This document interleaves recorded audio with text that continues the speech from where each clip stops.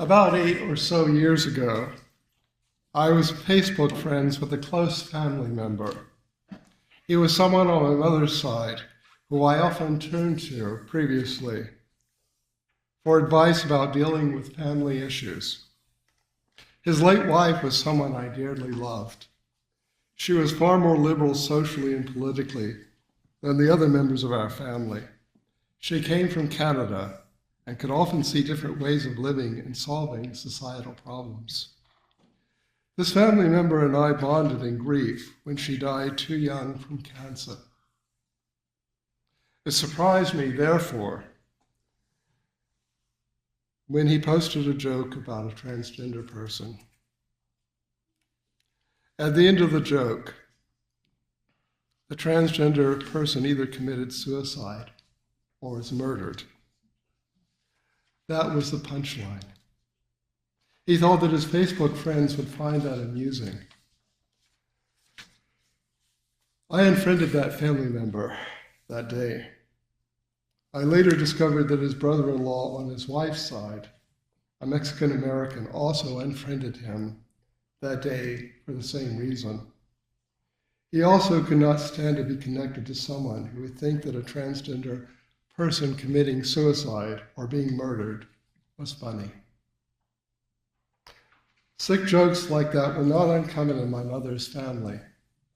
At gatherings for Thanksgiving or Christmas, it was normal to tell racist or homophobic jokes in my grandparents' large family room after the meal and festivities.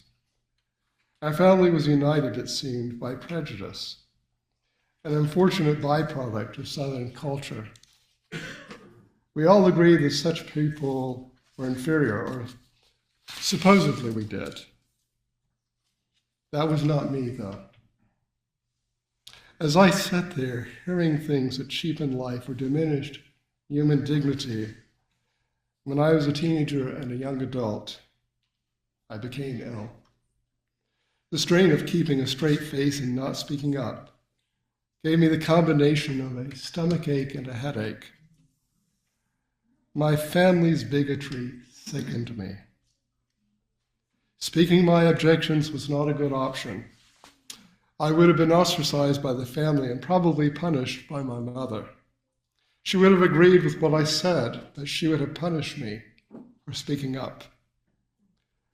One of the most common things that white Southern mothers said to the children of my generation, at least, was, "Don't cause a fuss." This means don't say or do anything controversial. It means don't take a stand and don't speak out. Yes, I know that there were Southern mothers who probably never said things like that, but I'm also certain those who did were the minority. For me, keeping silence when others were laughing about hateful, demeaning jokes made me ill, and at family events at my grandparents' home, I usually left the room to sit alone in the living room for a while until my stomach stopped rumbling and my concealed emotions subsided. Sometimes a cousin would come into the living room and sit with me for a spell. My late aunt thought that I had a queasy stomach. She was right, of course, but she did not suspect the cause of my illness. Not speaking up in the face of prejudice made me sick. I did not want to confront my extended family, but I also did not want anyone to hate or demean anyone based upon who that person was. I went to school with African Americans and kids who I suspected might be gay or lesbian.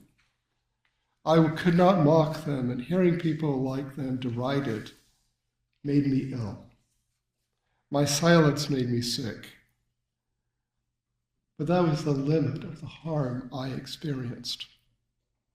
For transgender persons, though, the threat of harm is much greater. The punchline to my relative's sick joke was accurate about the threats to the lives of transgender persons, suicide or murder.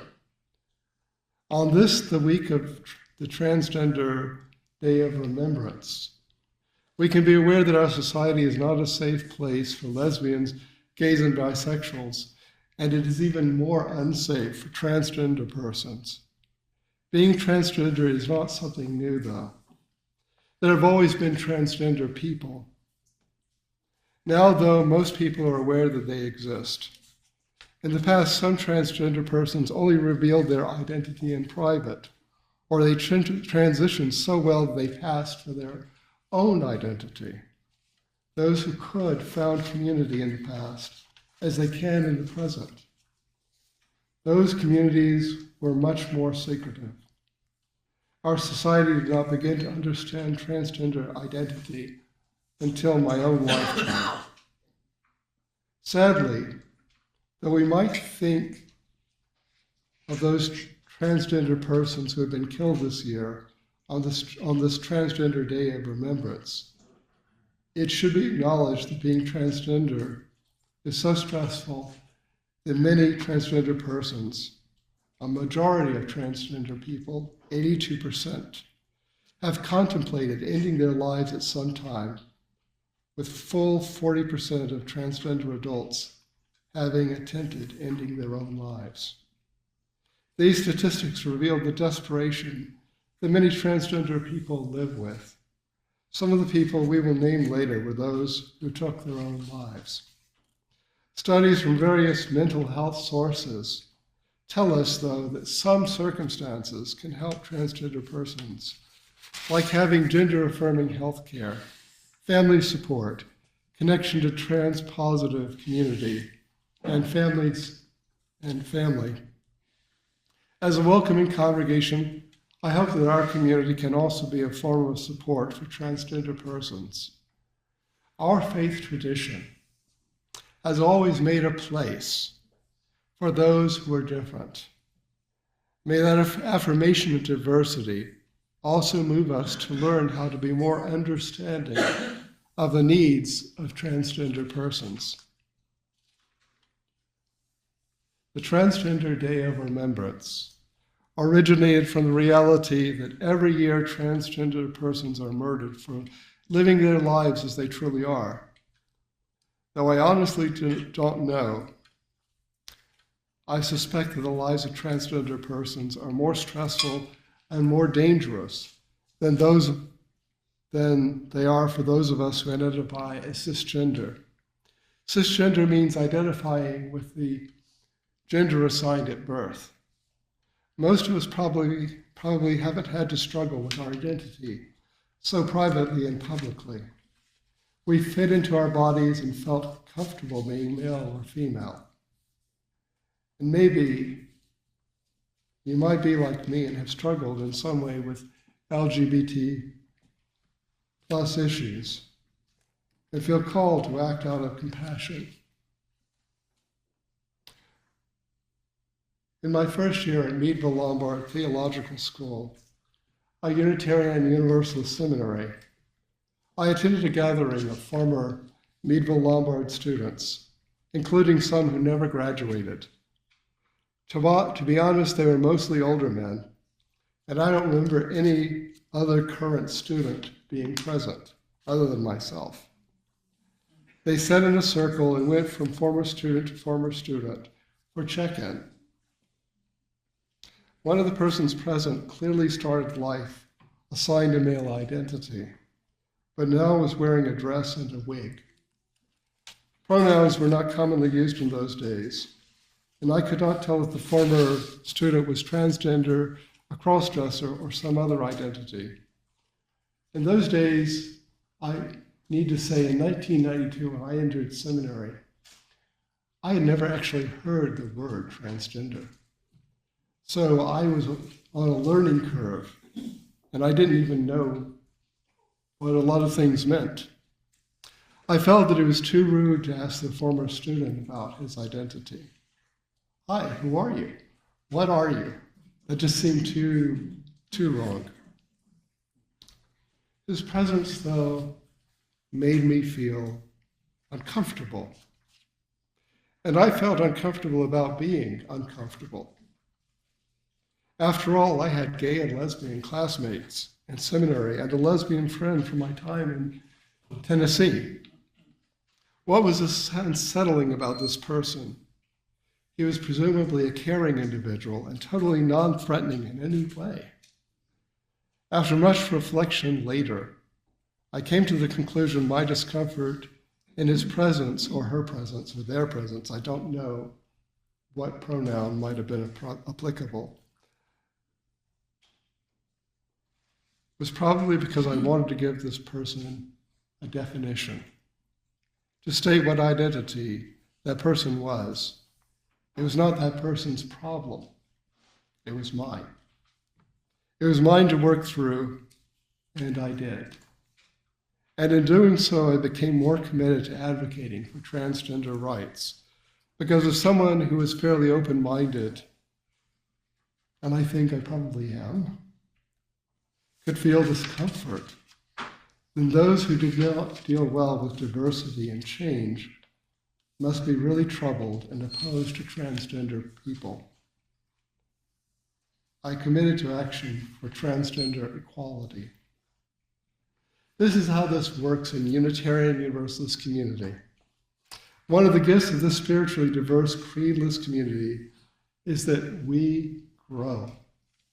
We learn and we change our perspectives, even our own theology sometimes. We experience new things, and we try to incorporate them into our being in ways that other religious groups might not do.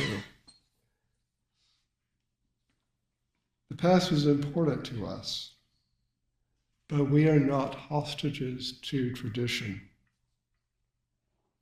On this day, we acknowledge that our congregation is a welcoming congregation. That means that we welcome into membership and advocate for persons who are lesbian, gay, bisexual, transgender, and many other identities. This is ongoing work, and we undertake it because we are committed to affirming human beings and a just society. We do this in part because some of us are LGBTQ+. We do this in part because we know people who are LGBTQ+. We do this because our covenant with each other and the larger community calls us to action. We do this out of love that must be lived through commitment. On this Sunday before the Transgender Day of Remembrance, we lift up the names of those transgender persons who were victims of deadly violence towards themselves or from others. They need to be remembered.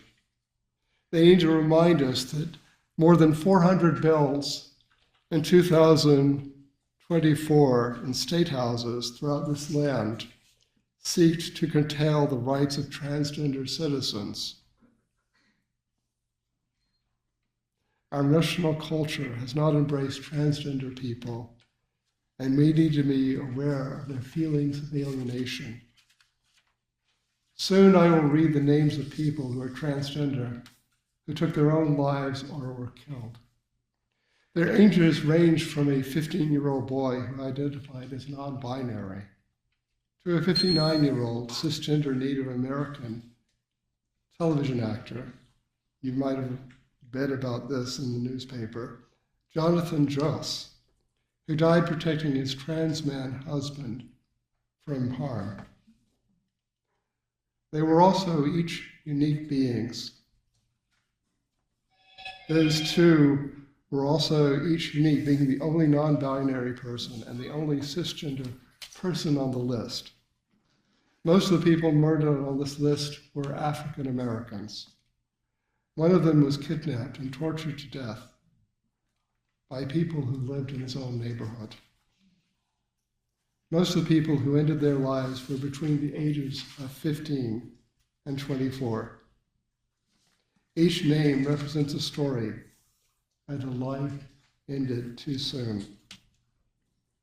They were all real people.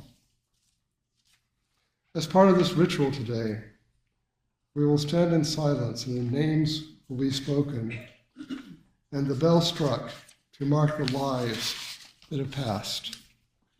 At the end, I will offer a prayer. As we stand, and I invite you to stand now as you're willing and able, do not be ashamed if you feel like you need to sit down. It's not disrespectful. Or remain seated. We hold up these following names: Parker Savares, Eliza Ray Shoup, Aubrey Dameron, Tahiri Broom, Sam Norquist,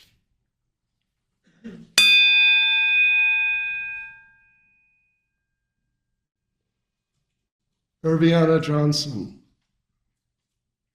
Amira Dior, Linda Becerra Moran, Jordan May, Caitlin Renetta Benoit,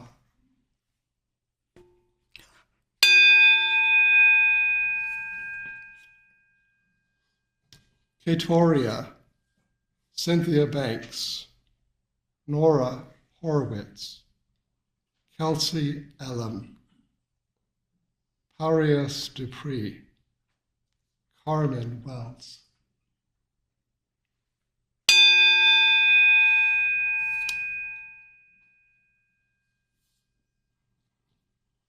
Charlotte Fosgate, Jonathan Joss, Tessa June, Jack Scratton, Hope Leica Youngblood,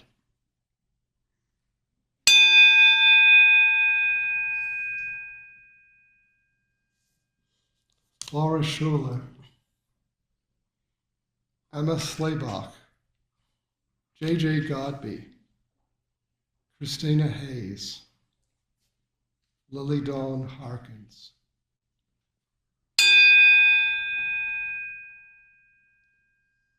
Gabrielle Ingian, Kia Lee Tabitha Roberts, Gamora Woods, Nathaniel Pabon Cruz, Artie Cassidy Beowulf Gibson,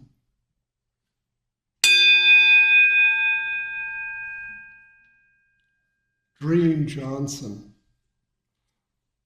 Rosa Machuca, Blair Sawyer, Aurora Pellegrina, Onyx Cornish,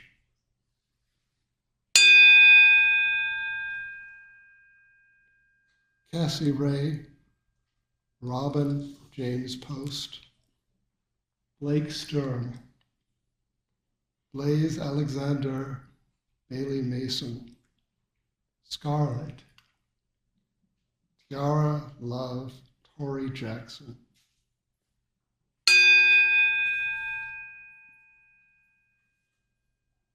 Let us be in an attitude of prayer or meditation.